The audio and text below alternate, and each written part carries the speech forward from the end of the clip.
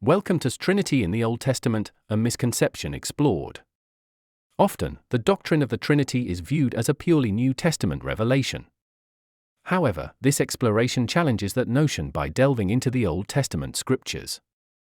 Many believe that the concept of the Trinity is absent in these ancient texts, but a closer examination reveals subtle yet profound hints of a Trinitarian understanding.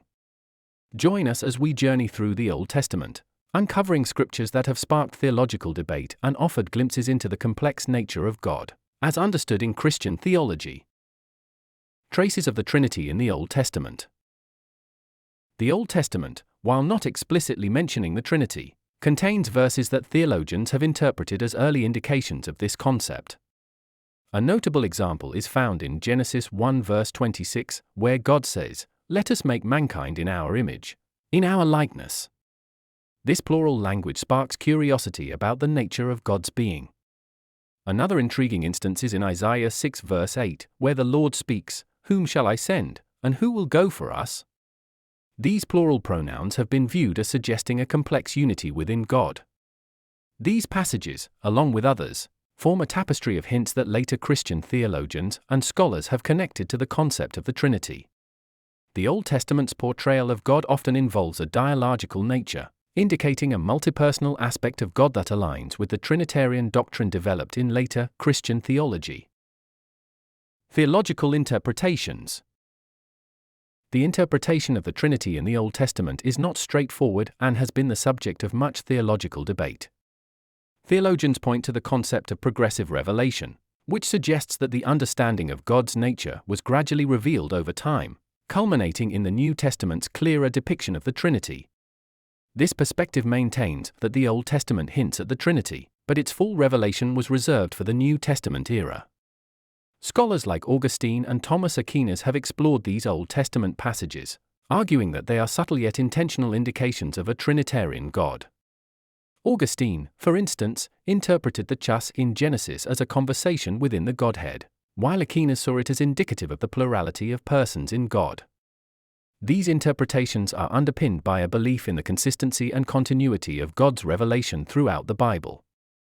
Additionally, Jewish understandings of these texts are also considered, as they provide vital context for how these passages were originally understood. While traditional Jewish interpretations do not support the Christian concept of the Trinity, understanding their perspective helps clarify how early Christians may have diverged in their theological interpretations based on the same scriptures. Addressing skepticism and modern perspectives. In contemporary discussions, skepticism about the Trinity's presence in the Old Testament is common. Skeptics argue that reading the Trinity into these ancient texts is anachronistic, projecting later Christian doctrines onto Jewish scriptures. They suggest that the plural language in verses like Genesis 1 verse 26 could be a royal we, or a deliberation among the heavenly court, rather than evidence of the Trinity. Modern theologians and biblical scholars address these concerns by emphasizing the importance of historical context and linguistic analysis. They argue that while the Old Testament does not contain a developed doctrine of the Trinity, the language and imagery used can be seen as foundational for later Trinitarian theology. This approach acknowledges the Jewish roots of Christian scriptures, while also recognizing the evolving understanding of God's nature in Christian thought. Furthermore, exploring the Trinity in the Old Testament is not just an academic exercise but has practical implications for faith. It challenges believers to consider the depth and complexity of God's nature and encourages a more nuanced engagement with the scriptures. For skeptics and seekers, it presents an opportunity to understand how central doctrines of faith have developed, and to appreciate the rich tapestry of biblical narrative and interpretation. Conclusion. As we conclude our exploration of Trinity in the Old Testament, a misconception explored, it's evident that the journey through these ancient scriptures opens up a realm of theological inquiry and reflection. While the Old Testament does not explicitly articulate the Trinity as understood in later Christian theology, its texts provide a foundation for the complex development of this doctrine. This exploration highlights the importance of context, interpretation, and the progression of theological thought.